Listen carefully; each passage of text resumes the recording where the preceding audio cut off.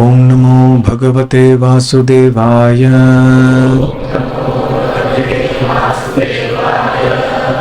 ओम नमो भगवते वासुदेवाय। ओम नमो भगवते वासुदेवाय।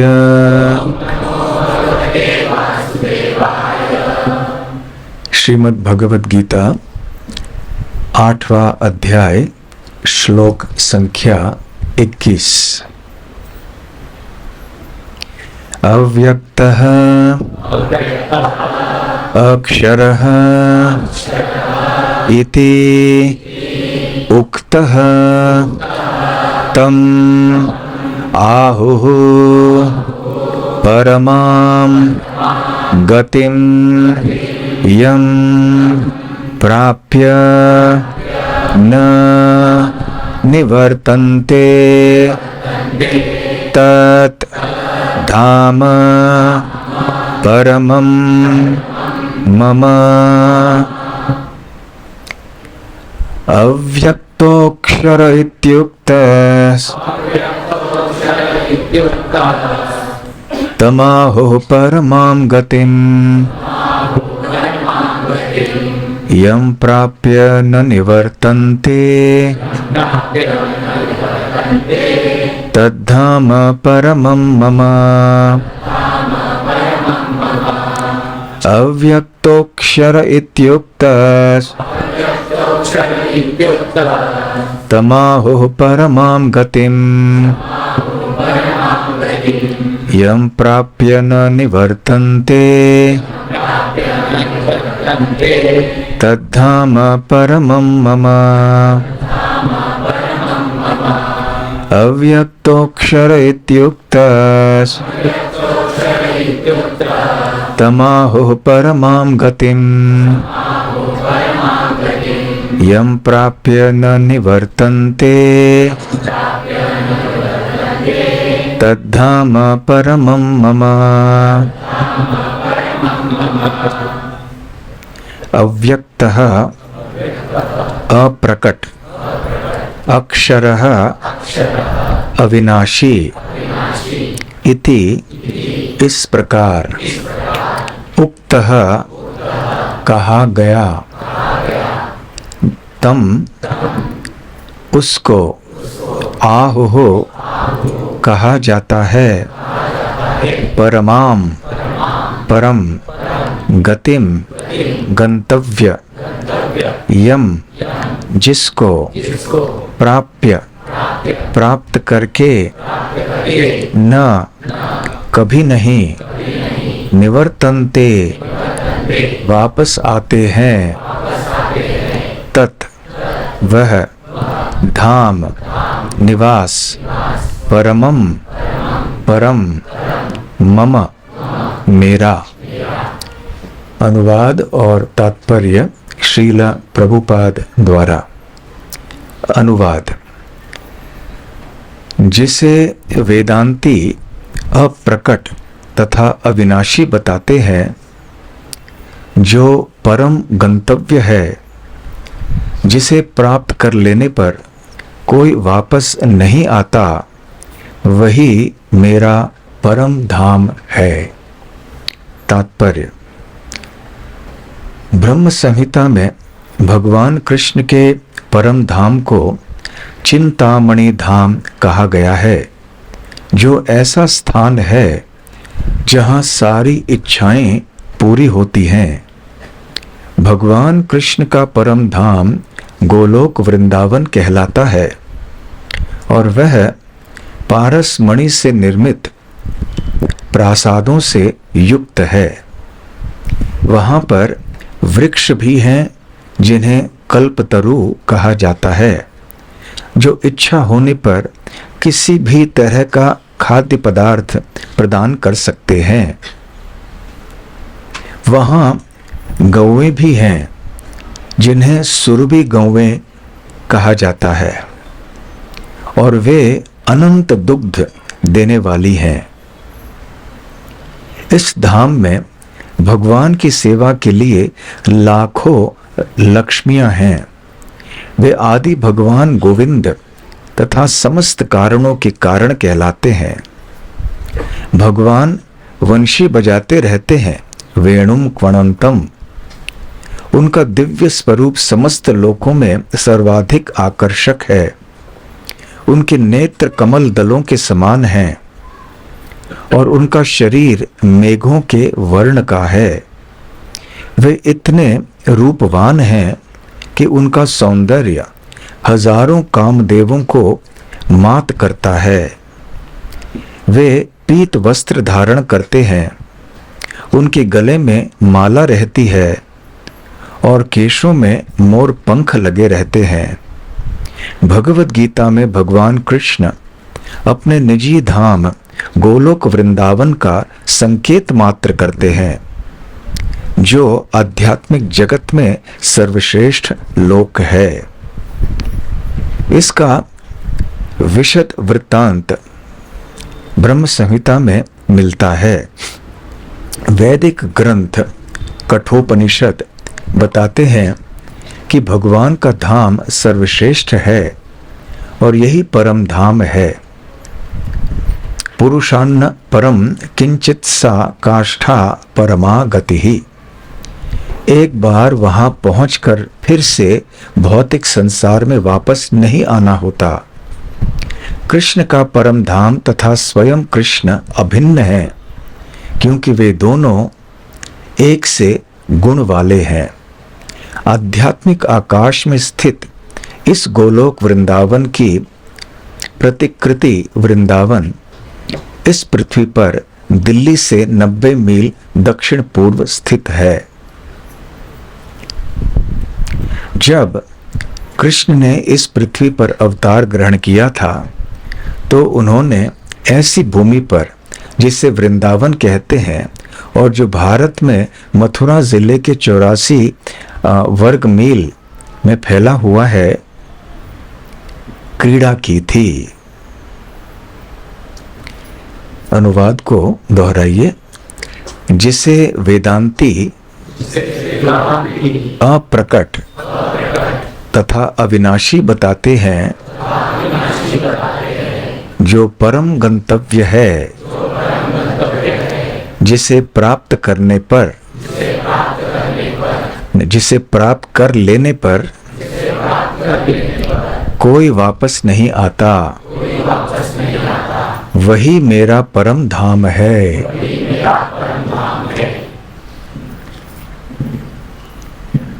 ओम ज्ञानतिमिरान्धस्य ज्ञानाञ्जनशलाकया चक्षुरोन्मीलितं येन तस्मै श्रीगुरवे नमः।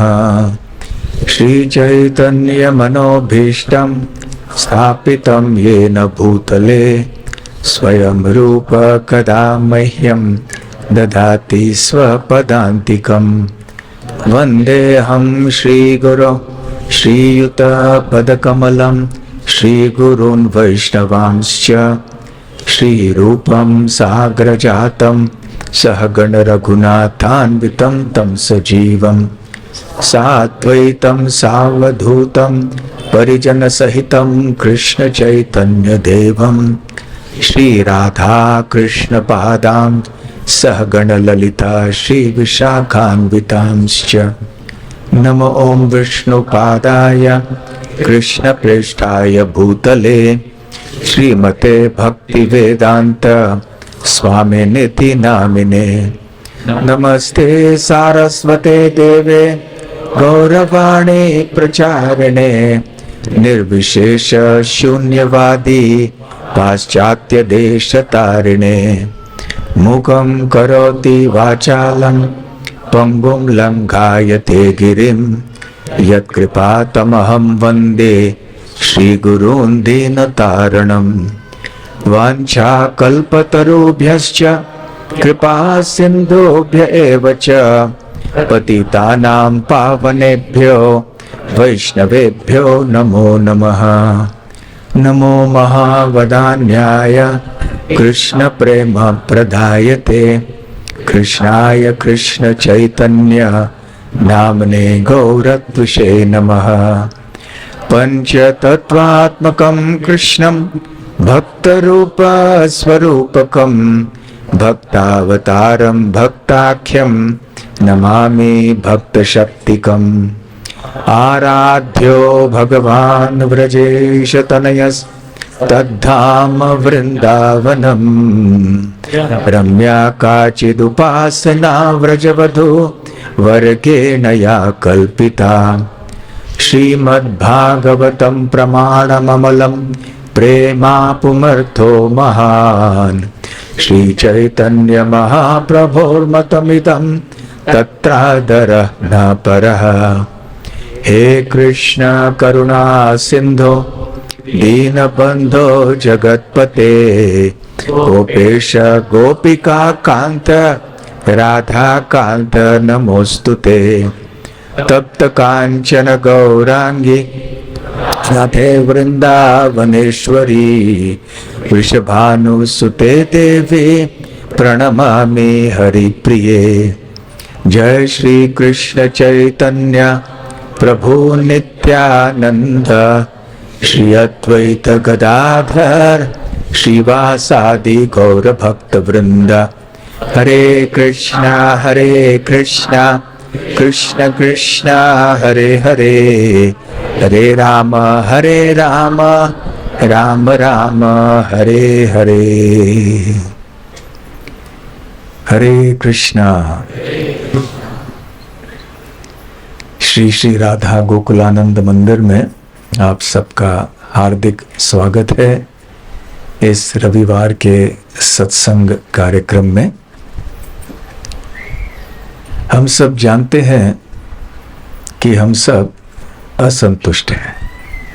सही है? कितने लोग मानते हैं कि हम असंतुष्ट हैं? जहां भी जाएं, कोई ना कोई ऐसी बात होती है जिसके कारण हम असंतुष्ट होते हैं। और जब व्यक्ति असंतुष्ट होता है तो वो क्या प्रयास करता है? संतुष्टि का प्रयास करता है। तो वो सोचता है कि इस स्थान से मैं असंतुष्ट हूं तो दूसरे स्थान में जाऊं। इस व्यक्ति से मैं असंतुष्ट हूं, दूसरे व्यक्ति के पास जाऊं। इस कार्य से मैं असंतुष्ट हूं, दूसरा कार्य करूं जिसमें हो सकता है मैं अधिक संतुष्टि प्राप्त कर लूं। इस प्रकार से दूसरी जगह घास हमेशा हरा भरा रहता है, हमारी खेत में नहीं रहता, ऐसे हमें प्रतीत होता है। क्यों? क्योंकि ये संसार भगवान ने बनाया ही ऐसे है कि जगह जगह आप जो भी प्रयास करें आप असंतुष्ट ही रहेंगे। क्योंकि ये भौतिक सृष्टि संतुष्टि के लिए नहीं बनाई गई है। ये भौतिक सृष्टि भगवान ने कष्ट देने के लिए बनाई है। कष्ट क्यों? ताकि हमें याद आए, हमें ज्ञात हो जाए कि वास्तव में ये भौतिक सृष्टि हमारा स्थान नहीं है। इसलिए हमेशा हमें इच्छा होती है यहां से वहां जाएं, वहां से यहां जाएं। जो गांव में रहते हैं वो गांव से असंतुष्ट रहते हैं, वो शहर में जाना चाहते हैं। शहर में नहीं भी जा पाते तो शहरी जीवन गांव में लाते हैं। टेलीविजन और जो बाकी भी जितने भी चीजें हैं। जो शहर में रहते हैं वो सोचते हैं हम बड़े शहर में जाएंगे। तो गांव से कोई बेलगाम आ गया, फिर बेलगाम में असंतुष्ट है तो सोचते हैं हम बेंगलोर मुंबई ऐसे जगह में जाएंगे। तो वहां जाते हैं तो भी देखते यहाँ भी कितनी समस्या, इतनी भीड़, इतनी गाड़ियां, इतना प्रदूषण। तो वो सोचते हैं खूब पैसे बनाएंगे, भोग करेंगे, हम विदेश जाएंगे। तो अमेरिका जाते हैं। अमेरिका में रहने वाले लोग सोचते हैं अमेरिका में नहीं रहना है, हमको दूसरे स्थान में जाना है। पृथ्वी लोक में जो लोग रहते हैं वो कर्मकांड आदि करके सोचते हैं हमें स्वर्ग लोक जाना है। स्वर्गलोक वाले सोचते हैं हमें सदैव यहाँ रहना चाहिए, परंतु संभव नहीं है, उनको फिर से आना पड़ता है। तो इस प्रकार से हर एक व्यक्ति अपनी परिस्थिति में पूरी तरह से संतुष्ट नहीं होता है, इसलिए यहाँ वहाँ इधर उधर वो ढूंढता रहता है। तो ऐसे व्यक्ति अन्य स्थान को जहाँ वो सोचता है कि संतुष्टि मिलेगी, ऐसे क्यों खोजता रहता है? क्यों हमारे अंदर वो प्रवृत्ति है संतुष्टि खोजने के लिए? क्यों हमारे अंदर वो प्रवृत्ति है ऐसे स्थान को प्राप्त करने के लिए जहां पे हम पूरी तरह से संतुष्ट रहेंगे? क्यों हमारे अंदर ऐसी प्रवृत्ति है कि हम ऐसे व्यक्ति का संग करना चाहते हैं जिसके साथ हम पूरी तरह से संतुष्ट होंगे सदैव? क्यों? क्योंकि हम वास्तव में भगवान को प्राप्त करना चाहते हैं, परंतु हमें पता नहीं है। क्योंकि हमारा स्थान इस भौतिक सृष्टि में नहीं है, हमारा स्थान भगवान के धाम में है। ये सारे जितने भी इच्छाएं हैं कि गांव में संतुष्ट नहीं, शहर में जाएं, शहर में संतुष्ट नहीं, बड़े शहर में जाएं, ये जितने भी ये भावनाएं हैं, प्रवृत्तियां हैं, ये इसलिए हैं कि वास्तव में हम इस भौतिक सृष्टि को पार करके भगवान के धाम में जाएं। तो भगवान के धाम में ऐसी कौन सी विशेषताएं हैं जो यहां पर इस भौतिक सृष्टि में नहीं पाई जाती? इसके बारे में थोड़ी चर्चा करेंगे। परंतु बार बार भगवत गीता में भगवान श्री कृष्ण बताते हैं कि ये दो प्रकार के जगत हैं, ये भौतिक जगत और इसके परे और एक जगत है।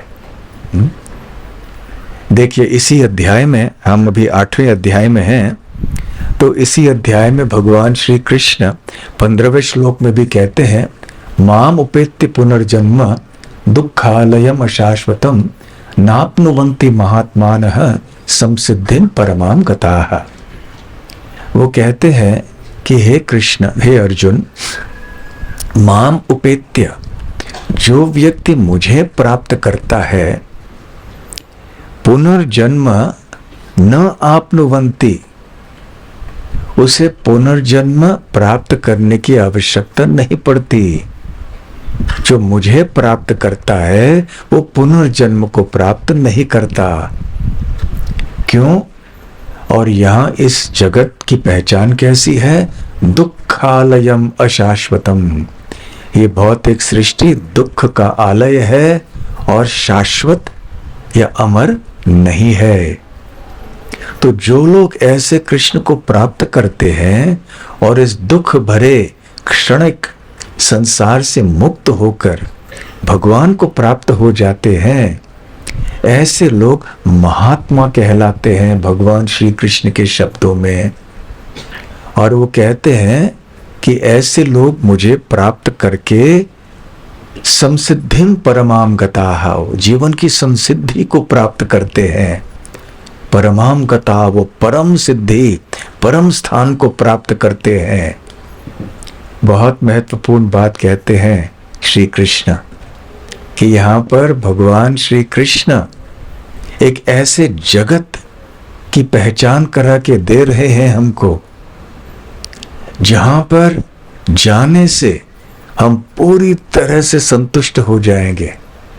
हम कभी ये नहीं सोचेंगे कि हमें किसी दूसरे जगह में जाना है, किसी और दूसरे व्यक्ति से संग करना है।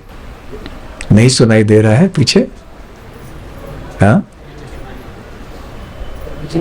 नहीं सुनाई दे रहा है।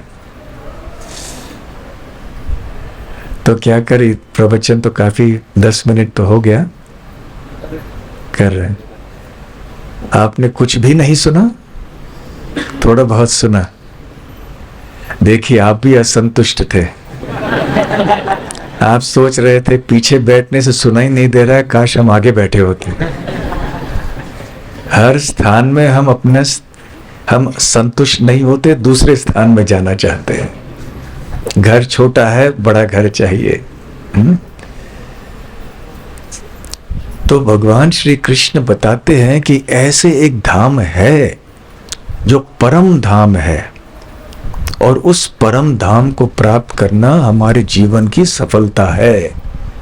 तो हमारा जीवन का उद्देश्य ये नहीं है कि हम गांव छोड़कर शहर में आए, शहर छोड़कर बड़े शहर में जाएं, बड़े शहर छोड़कर अमेरिका यूरोप जाएं, या इस पृथ्वी को छोड़ के स्वर्गलोक की प्राप्ति करें, या स्वर्गलोक को छोड़ के ब्रह्मलोक को प्राप्त करें। नहीं, हमारे जीवन की सफलता है जब हम इस संपूर्ण भौतिक सृष्टि को ही छोड़कर भगवान श्री कृष्ण के परम धाम को प्राप्त करें,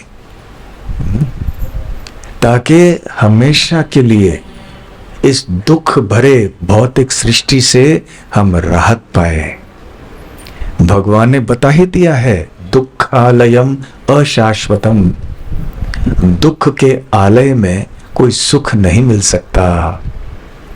इस बात की स्पष्ट जानकारी हमें होनी चाहिए, पूरा विश्वास होना चाहिए। प्रभुपाद जी कहते हैं कि श्री कृष्ण झूठ बोलने के लिए अवतार नहीं लेते हैं, तो वो सत्य बोल रहे हैं।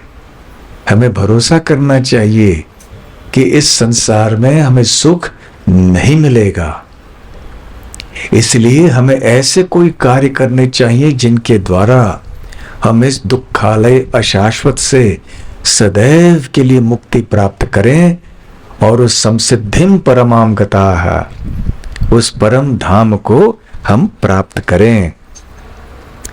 तो श्रील प्रभुपाद जी यहाँ तात्पर्य में भी बताते हैं कि वो भगवान श्री कृष्ण का धाम जो परम लोक है, उसको अव्यक्त, अक्षर, परमागति ही इत्यादि बताया गया है। और आज के श्लोक में भी हमने देखा अव्यक्त, अक्षर, इन शब्दों से भगवान के धाम का वर्णन किया जा रहा है। तो यहाँ पर आगे चल के प्रभुपाद जी बताते हैं कि जो महात्मा लोग हैं वो अपना स्थान इस प्रकार से बदलना नहीं चाहते हैं कि केवल छोटे शहर से बड़े शहर में जाना और फिर अमेरिका जाना, स्वर्गलोक जाना, ब्रह्मलोक जाना। नहीं, क्योंकि वो केवल श्री कृष्ण के पास जाना चाहते हैं और इसके अतिरिक्त किसी अन्य स्थान में नहीं जाना चाहते हैं। क्योंकि श्रील प्रभुपाद कहते हैं कि वो केवल और केवल कृष्ण की संगति चाहते हैं, और इसलिए भगवान श्री कृष्ण उनकी भावना को देखकर उन्हें अपने धाम में ले आते हैं। और आगे चल के इसी बात की पुष्टि श्री कृष्ण करते हैं अगले श्लोक में, आ ब्रह्म भुवनालोक पुनरावर्तिनो अर्जुन माम उपेति तो कौन्तेय पुनर्जन्म न विद्यते। उसी बात को दोहरा रहे हैं अन्य शब्दों में श्री कृष्ण। अगले श्लोक में वो कहते हैं आ ब्रह्म भुवनाल, ब्रह्म लोक से लेकर पाताल लोक तक जितने भी लोक हैं इस भौतिक सृष्टि में, उनमें क्या होता है, पुनः आवर्तिनः अर्जुन, कि पुनः यहां पर लौट के आना पड़ता है। तो लौट के आना, इसको आवर्तना बोलते हैं। आवर्तना, घूमना। जैसे आप मेले में गए होंगे, वो चक्र होता है, इसमें बैठते हैं, ऊपर जाते हैं, लोग बहुत चीखते हैं, फिर से आ जाते हैं। डरने के लिए भी लोग पैसे देते हैं। और विदेश में तो और भयानक ऐसे चक्र हैं, चक्रव्यूह ही कहना चाहिए। और इस तरह से लोग चिल्लाते हैं, चीखते हैं, घबराते हैं। लोग फिर क्यों जाते हो भाई वहां पे, और वो भी इतने पैसे देके। तो इसको बोलते हैं आवर्तन। एक जगह से शुरू किया, फिर से उसी जगह में आना, लौट के आना, गोल गोल गोल घूमना ऐसे। तो श्री कृष्ण कह रहे हैं कि ब्रह्मलोक से लेकर पाताल लोक तक जितने भी लोक हैं, ये क्या है, आवर्तन लोक हैं। अर्थात इनमें हमें लौट के बार बार आना पड़ता है, घूमते रहना पड़ता है हमें। यहाँ जन्म लिया, वहाँ जन्म लिया, वहाँ जन्म लिया, फिर से यहाँ पर आ गए, फिर से कहीं और जन्म लिया, फिर और कहीं जन्म ले लिया, फिर से वहीं आ गए। पुनः आवर्तिनः अर्जुन माम उपेत्य तू मतलब परंतु। तो परंतु हे अर्जुन, जो व्यक्ति मुझे प्राप्त करता है, माम उपेत्य, तो पिछले श्लोक में भी माम उपेत्य कह चुके हैं श्री कृष्ण। जो मुझे प्राप्त करता है हे अर्जुन, पुनर्जन्म न विद्यते, उसे पुनर्जन्म नहीं लेना पड़ता है। तो हमारी समस्या अभी भौतिक सृष्टि में क्या है? आवर्तिनः, घूम रहे हैं, घूमते रहते हैं, घूमते रहते हैं। इसको संसार कहते हैं। क्योंकि जब घूमने की बात आती है तो हमारे मन में एक शब्द आता है, चक्र। चक्र भी घूमता है। तो इसलिए इस संसार को भी चक्र कहते हैं, संसार चक्र। इसलिए हम घूमते हैं, आवर्तिना। अब पृथ्वी लोक में हैं, पुण्य करके नरक लोक, स्वर्ग लोक में जाएंगे और कहीं ऊपरी लोकों में जाएंगे, फिर से आ जाएंगे। फिर कभी पाप करेंगे तो नरक लोक में जाएंगे, फिर से पृथ्वी लोक में आएंगे। मनुष्य लोक में, मनुष्य योनि में रह के कुछ पाप करके कुछ पशु योनि आदि प्राप्त करेंगे, फिर से मनुष्य योनि में आएंगे। तो ये पुनः आवर्तिनः, ये गोल गोल गोल गोल घूमना घूमना घूमना, ये अनादि काल से चल रहा है। घूमना तो है ही, परंतु यदि हम ऐसे आवर्तिनः करें जिसका संबंध श्री कृष्ण से है, तो फिर हमारा बहुत लाभ होगा। भक्ति रसामृत सिंधु नाम के ग्रंथ में श्रील रूप गोस्वामी हरि भक्ति सुधोदय नाम के ग्रंथ से एक श्लोक बताते हैं। विष्णु प्रदक्षिणे कुर्वन् यस्तत्रावर्तते पुनः तद एवावर्तनम तस्य पुनः नावर्तते भवे। वो कहते हैं विष्णु प्रदक्षिणे कुर्वन्, जो व्यक्ति भगवान विष्णु या भगवान कृष्ण के विग्रह के, मंदिर के आदि प्रदक्षिणा करता है। प्रदक्षिणा करना, इसका क्या अर्थ है कि आप घूमते हैं और फिर से उसी स्थान में लौट के आते हैं।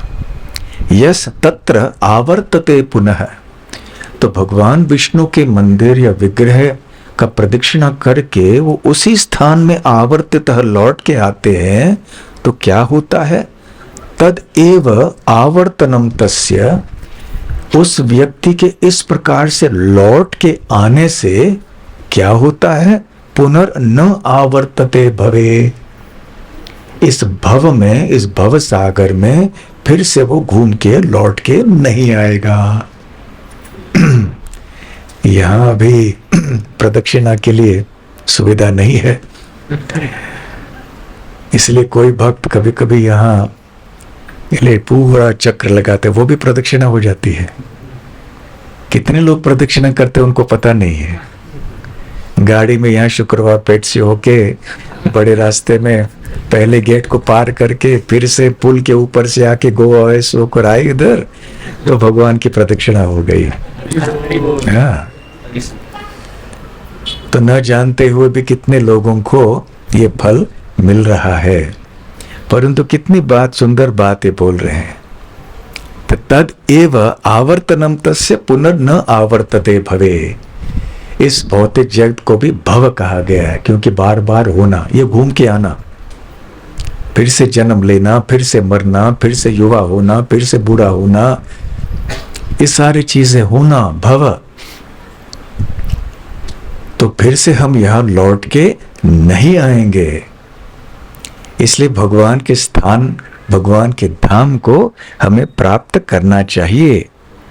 और फिर आगे भगवान श्री कृष्ण इसी 8वें अध्याय में बताते हैं कि सृष्टिकर्ता ब्रह्मा जी के 12 घंटे होते हैं दिन में और 12 घंटे होते हैं उनके रात में। भगवान ब्रह्मा जी के 12 घंटे हमारे पृथ्वी लोक की तुलना में देखा जाए तो 1000 चतुर्युग है। चतुर्युग अर्थात क्या? सत्ययुग, त्रेता युग, द्वापर युग, कलयुग, ये एक चतुर्युग है। जब ऐसे 1000 चतुर्युग बीतते हैं तो सृष्टिकर्ता ब्रह्मा जी का एक दिवस होता है और उतनी ही अवधि होती है ब्रह्मा जी के रात्रि की। तो श्री कृष्ण कहते हैं कि जब ब्रह्मा जी का दिवस होता है इन 1000 चतुर्युगों में, तो सारे जीव वो बहुत ही क्रियाशील रहते हैं। उनको अपने पूर्वकृत कर्मों के अनुसार तरह तरह के योनियां प्राप्त होती हैं, तरह तरह के लोक प्राप्त होते हैं, परिस्थितियां प्राप्त होती हैं, और फिर वो अपने कर्म करते रहते हैं और फिर उनको पुनर्जन्म आवर्तते आवर्तिना, ऐसे करते करते करते ब्रह्मा जी का एक दिन बीत जाता है और जीव के लाखों करोड़ों अनगिनत जन्म बीत जाते हैं।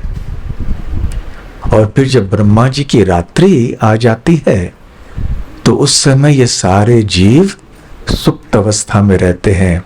श्रील प्रभुपाद जी तात्पर्य में कहते हैं कि वो भगवान विष्णु में निवास करते हैं, क्योंकि ब्रह्मा जी सो जाते हैं तो ये सारे निम्न श्रेणी के जो लोग हैं, मध्य श्रेणी के लोग हैं, उनका विनाश होता है।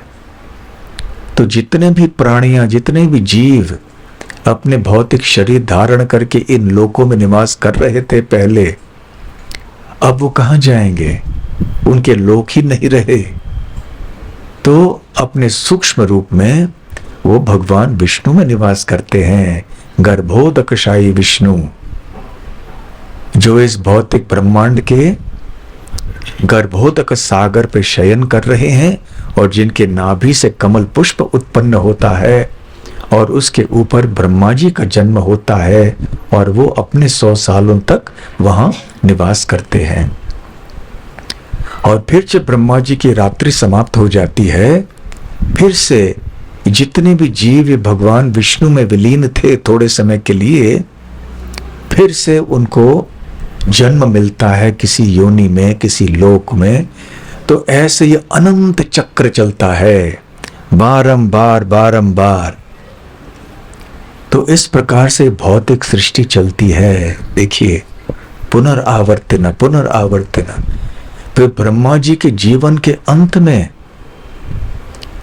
ब्रह्मा जी की भी मृत्यु होती है, संपूर्ण ब्रह्मांड विनाश होता है, विनष्ट होता है, और फिर से सारे जीव अब महाविष्णु में जाके शयन करते हैं, क्योंकि ब्रह्मा जी भी नहीं रहते।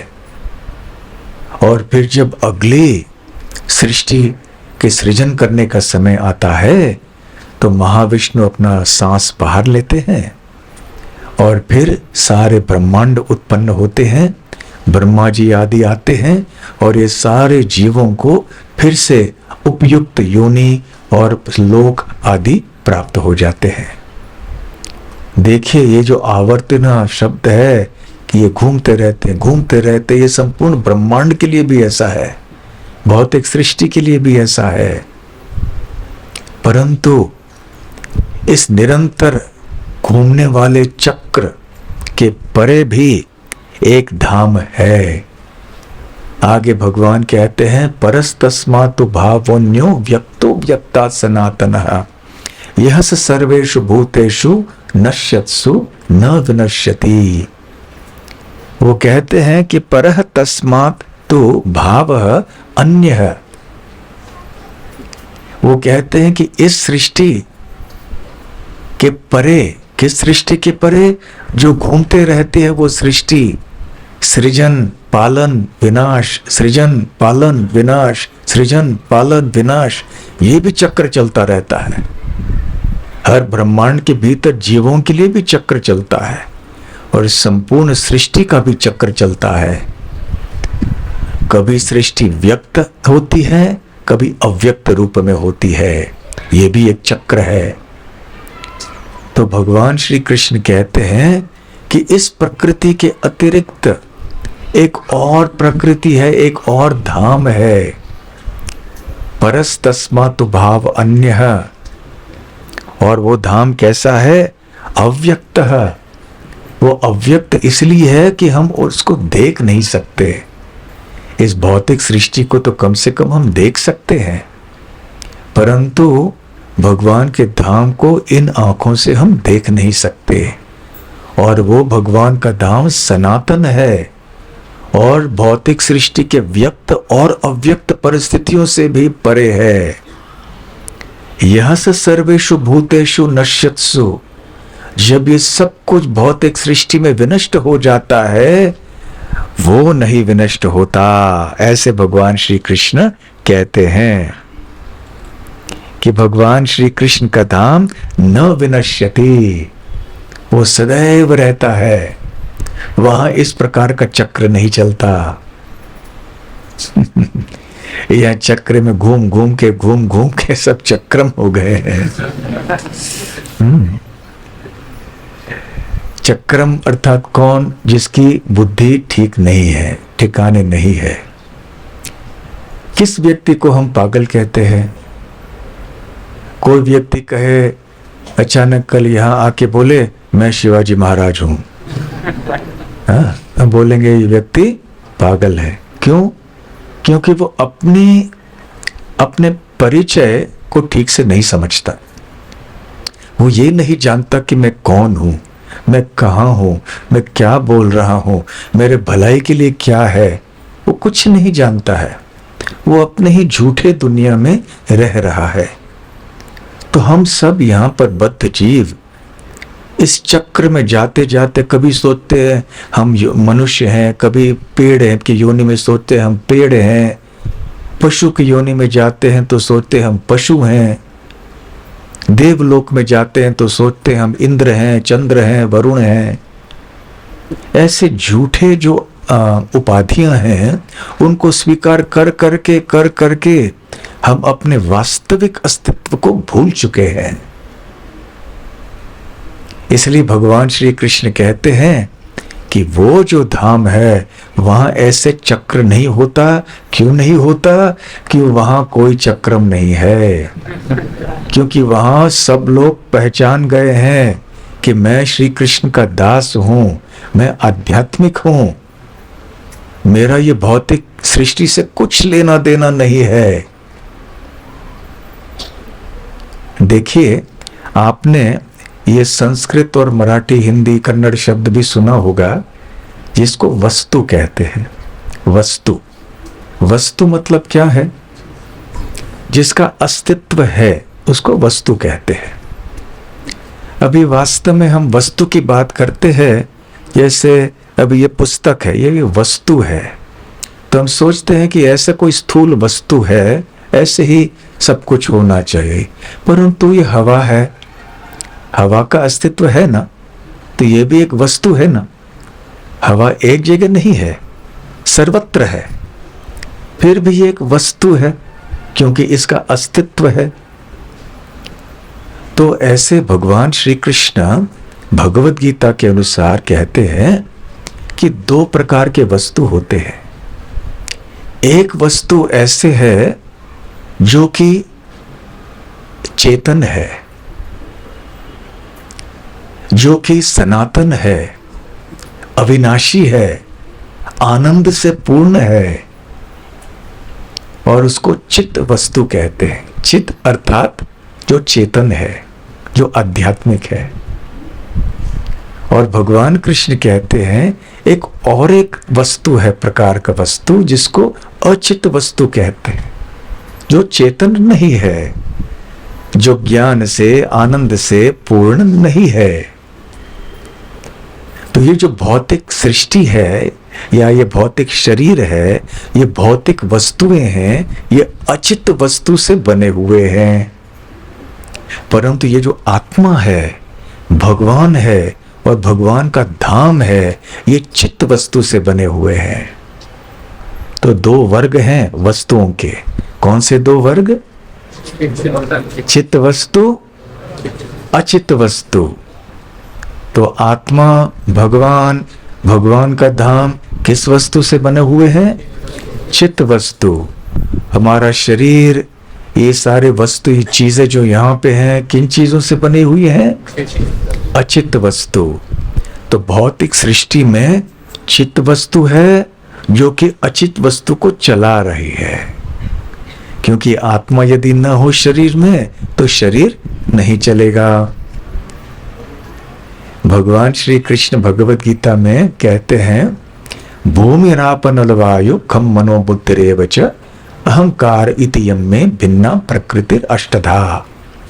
ये जो अचित वस्तु की प्रकृति है, ये अष्टधा प्रकृति है।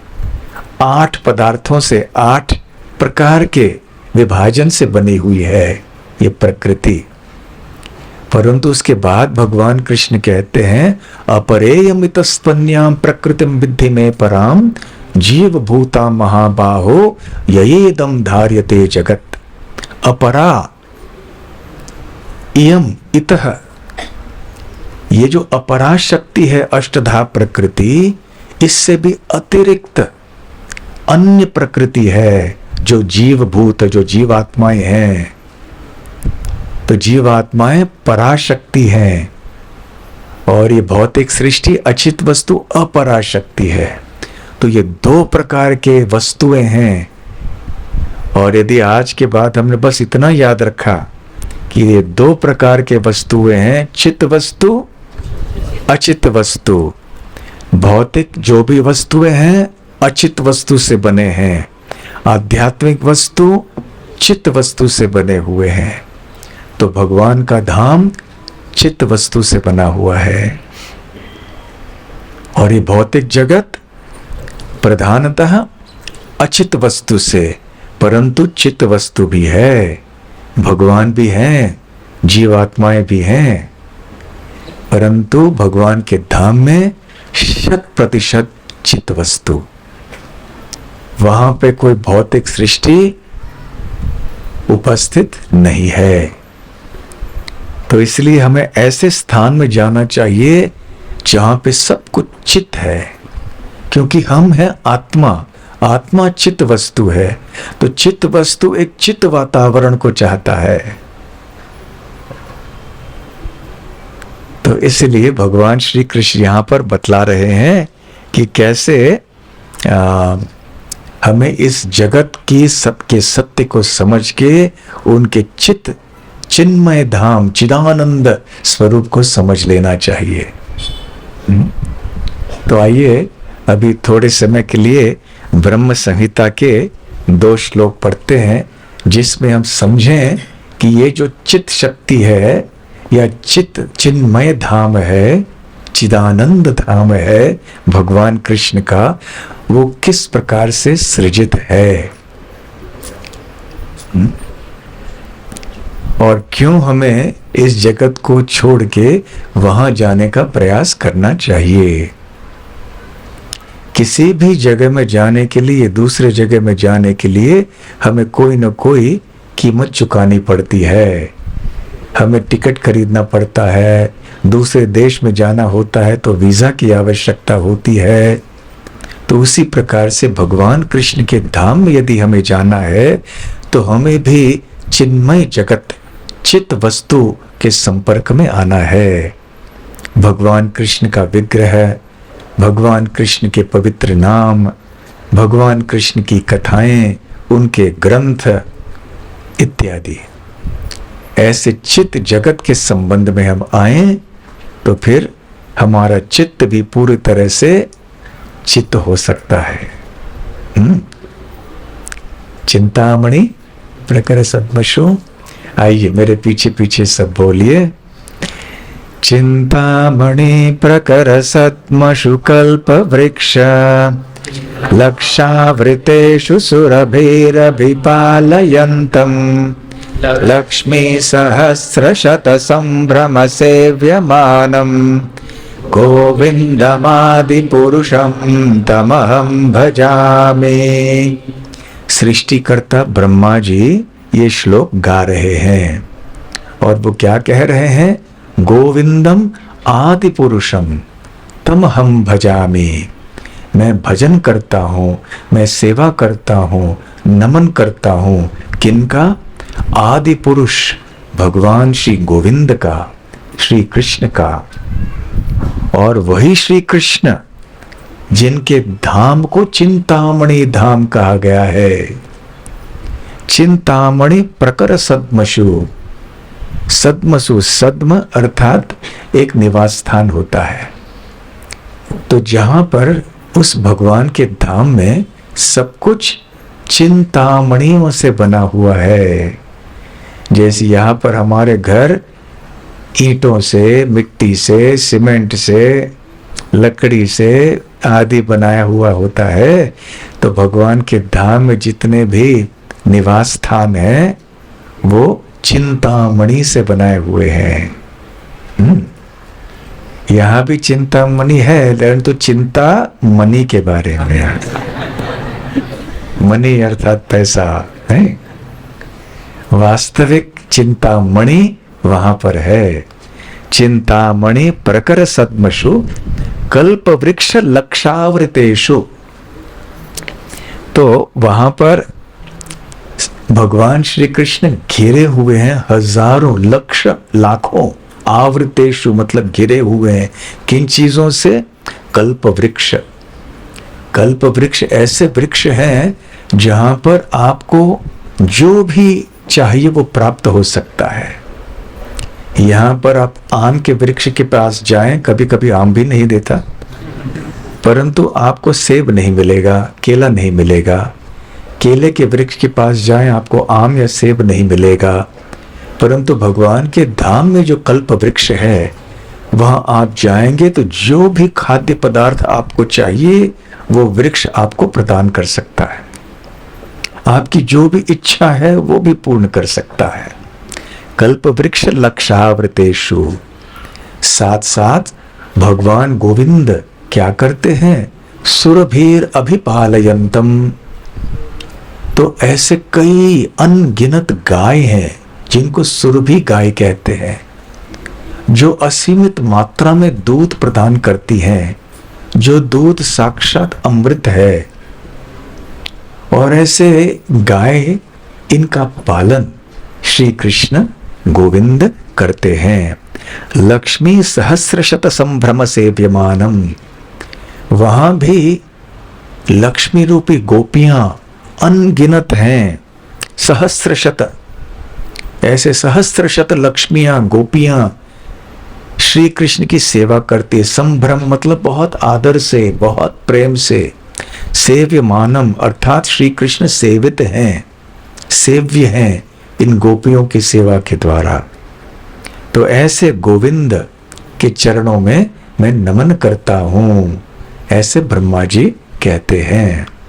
तो यहां पर ब्रह्मा जी गोविंद का वर्णन करते करते उनके धाम का भी वर्णन करते हैं।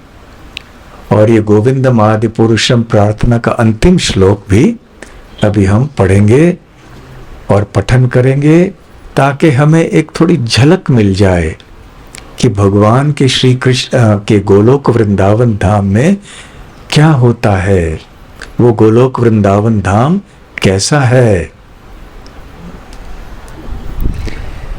श्रियः कांता कांतः परम पुरुषः कल्पतरवो द्रुमा भूमिश्चिंतामणि गणमयि तोयमृतम् कथा गानम नाट्यम गमनमपि वंशी प्रिय सखी चिदानंदम ज्योति परमपि तदास्वाद्यमपि च स यत्र क्षीराब्धि स्रवति सुरभिभ्यश्च सुमहान् निमेषार्धाख्यो वा व्रजति नहि यत्रापि समयः भजे श्वेतद्वीपं तमहं इह गोलोकमिति यम् विदन्तस्ते सन्तः क्षितिविरलचारा कतिपये। तो भजे श्वेतद्वीपं तमहं इह गोलोकमिति यम् विदन्तस्ते सन्तः क्षितिविरलचारा कतिपये। तो बहुत कम ऐसे आत्म साक्षात्कारी पुरुष हैं जो इस गोलोक धाम को जानते हैं, जिसको श्वेत द्वीप भी कहते हैं। तो हम कितने भाग्यशाली हैं कि वही ज्ञान जो पहले केवल गिने चुने आत्म साक्षात्कारी लोगों को उपलब्ध था, वो आज हमें भी उपलब्ध हो गया है। ये ब्रह्मा जी की कृपा के कारण, चैतन्य महाप्रभु के कृपा के कारण, श्रील प्रभुपाद जी के कृपा के कारण आज इस बहुत ही गुह्य धाम, गोलोक धाम से हम परिचित हो गए हैं। तो यहाँ पे क्या है? तो श्रियः कांतः कांतः परम पुरुषः। तो वहां श्वेत द्वीप या गोलोक वृंदावन में लक्ष्मियां अपने कांत श्री कृष्ण जो कि परम पुरुष हैं, उनकी सेवा में तत्पर हैं। कल्पतरवः, वहां जितने भी पेड़ हैं वो कल्पतरु हैं, इच्छाएं पूर्ण करती हैं वहां के निवासियों के। द्रुमा, कल्पतरवः द्रुमा भूमि ही, द्रुमा द्रुमा अर्थात जो पेड़ हैं, तो सारे पेड़ जो हैं वो कल्पतरु हैं। भूमिश चिंतामणि गणमयी, वहां की जो भूमि है वो चिंतामणि गणमयी, चिंतामणियों से बनी हुई है। श्रील भक्त सिद्धांत सरस्वती ठाकुर तात्पर्य में कहते हैं कि जिस प्रकार से माया देवी इस भौतिक सृष्टि की रचना करते हैं अष्टधा प्रकृति के द्वारा, भूमि, जल, अग्नि, वायु इत्यादि, ठीक उसी प्रकार से भगवान श्री कृष्ण के गोलोक धाम की रचना कैसे की गई है, किन चीजों से की गई है? चिंतामणि, चिंतामणि गणमयी। तोयम अमृतम, वहां का जल अमृत है। जल का भी स्वाद होता है, वो अमृत है वहां का जल। वहां का जल पीने से कोई फेंटा कोका कोला नहीं चाहेगा। बाकी और जो चीजें हैं जिनको उल्लेख हम नहीं करेंगे, उनकी तो बात दूर ही है। कथा गानम, जो वाणी होती है लोगों की, वो गीत होते हैं, इतने मधुर होते हैं। तो वहां लोग कोई कटु वचन नहीं बोलते हैं, कठोर वाणी उनकी नहीं होती है, बहुत मधुर वाणी होती है। और जब वो बात भी करते हैं तो ऐसे वो संगीतमय होता है, एक गाने की तरह लगता है वहां के गोलोक निवासियों की वाणी। कथा गानम, नाट्यम गमनम, गमनम अर्थात चलना, चलना भी नृत्य के समान लगता है। क्योंकि सभी लोग बहुत आनंदित होते हैं हमेशा, और इतने आकर्षक ढंग से सब लोग चलते हैं, ऐसे लगता है कि ये नृत्य ही कर रहे हैं। उनका चलना भी नृत्य के समान होता है। अपि वंशी प्रिय सखी, तो वहां सबके प्रिय सखी कौन है? वंशी, क्योंकि श्री कृष्ण ये बजाते हैं। चिदानंदम ज्योति ही, वहां का जो प्रकाश है वो भी चिदानंद है। चित अर्थात चेतन, आनंद अर्थात आनंद से पूर्ण। तो वहां का प्रकाश भी चेतन है, वहां सब कुछ चेतन है। जैसे हमने बताया चित्त वस्तु से बना हुआ है सब कुछ। वहां का प्रकाश भी, वहां का जल भी, वहां की भूमि भी, वहां के पेड़ भी, वहां के मोर, गाय, गोप, गोपी, सब चिन्मय वस्तु हैं, चित्त वस्तु। परमपि तदा स्वाद्यमपि च, और वहां पे जितने भी सब कुछ है सब बहुत ही स्वादिष्ट है, आस्वादनीय है। स यत्र क्षीराब्धि स्रवति सुरभिभ्यश्च सुमहान, तो सुरभि गायों की चर्चा हम कर चुके हैं। क्षीराब्धि ही, अब्धि अर्थात समुद्र, तो वहां की सुरभि गाय अमृतमय दूध समुद्र की मात्रा में प्रदान करती हैं। सरवती, दूध की कोई कमी नहीं। यहां पर दूध आजकल नहीं मिलता है। उत्तर भारत में बड़ी समस्या है, पता नहीं आपको पता है कि नहीं। वहां पे दूध ही नहीं मिलता। दूध जो मिलता भी है तो वो रासायनिक पदार्थों को मिला के कुछ दूध के नाम पे बेचते हैं। और बहुत बड़ी समस्या, जब हम उत्तर भारत में गए थे, कई लोगों ने बताया आप बाहर से पनीर बिल्कुल मत खाइए। क्यों? क्योंकि वो पनीर ही नहीं है जो बाजार में आपको मिलता है।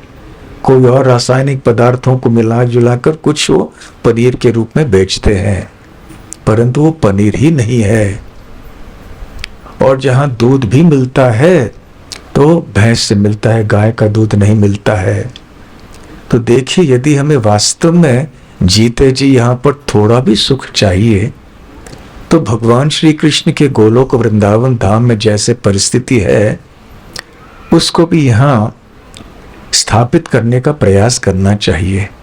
इसलिए गायों की रक्षा, गायों की सेवा कितना आवश्यक है हमारे लिए। फिर आके निमेषार्धाख्यो वा व्रजति नहीं यत्रापि समयः। निमेष, निमेष मतलब एक क्षण भी, एक क्षण से भी कम। अर्ध आख्य वा व्रजति नहीं यत्र अपि समयः। यहाँ हम देखते हैं कि काल के 3 वर्ग होते हैं, भूतकाल, वर्तमान काल, भविष्य काल। तो जो बीत चुका है हम उसे प्राप्त नहीं कर सकते, जो होने वाला है उसके बारे में हम नहीं जानते हैं। तो समय बहुत ही जल्दी बीतता है यहाँ पर, जो बीत गया वो बीत गया। परंतु गोलोक वृंदावन में ब्रह्मा जी कहते हैं आधे क्षण के लिए भी काल ऐसे व्यतीत नहीं होता है। वा व्रजति नहीं यत्र अपि समयः। समय व्रजति मतलब जाना, समय जाता नहीं है ऐसे, और फिर भी कार्य होते हैं। तो ये हमारी चिंता शक्ति के परे है। कैसे हो सकता है? काल का प्रभाव इस भौतिक सृष्टि में ऐसे है कि वो सबका विनाश करता है। काल विनाशकारी शक्ति है भगवान की, परंतु भगवान के धाम में काल का ऐसे प्रभाव नहीं है। भजे श्वेत द्वीपम तमहम यह गोलोकमितियम। तो ब्रह्मा जी कहते हैं मैं ऐसे गोलोक वृंदावन, ऐसे श्वेत द्वीप धाम का भजन करता हूं। भगवान और भगवान के धाम में कोई अंतर नहीं है। तो भगवान के धाम का वर्णन करने का उद्देश्य ये है ताकि हम जान लें कि तुलनात्मक दृष्टि से वो कितना श्रेष्ठ है हमारे भौतिक सृष्टि से। इसलिए यहाँ के आकर्षण में न लग के हम यदि भगवान के धाम में जाने का प्रयास करेंगे, भगवान कृष्ण की भक्ति के साधनों को स्वीकार करके जिस प्रकार से श्रील प्रभुपाद जी ने बतलाया है, तो फिर हम भी उसी धाम को प्राप्त कर पाएंगे। आप में से कितने भक्त उस गोलोक वृंदावन को प्राप्त होना चाहते हैं? हरि बोल। बहुत अच्छा, सभी लोग जाना चाहते हैं। तो इसके लिए प्रयास करना है। हरे कृष्ण कृष्ण कृष्ण हरे हरे, हरे राम राम राम हरे हरे। धन्यवाद। कोई प्रश्न? हाँ, माइक यहाँ दीजिए। हरे कृष्ण। मेरा प्रश्न करना चाहता हूँ, वो इस प्रश्न से मिलता जुलता है, और बीच में आप कहिए प्रवचन दे रहे थे तब मैंने सुना था, लेकिन आप लोग गान गाए हैं उस दिन, तो मैं आप अगर कहते तो गाना चाहता हूँ। आपका अगर परमिशन है तो। हाँ बोलिए, क्या है? आगे के चलो मैं इस कदम के तले, जहाँ गम ना हो, जहाँ दुख ना हो, जहाँ प्यार ही प्यार चले। 2 साल पहले कवि ने कहा था, भगवान ने कवि को प्रेरित किया था कि भगवान ने उनको साक्षात करके गुणगान गाने के लिए। आपने वो वैसे तो गाया नहीं।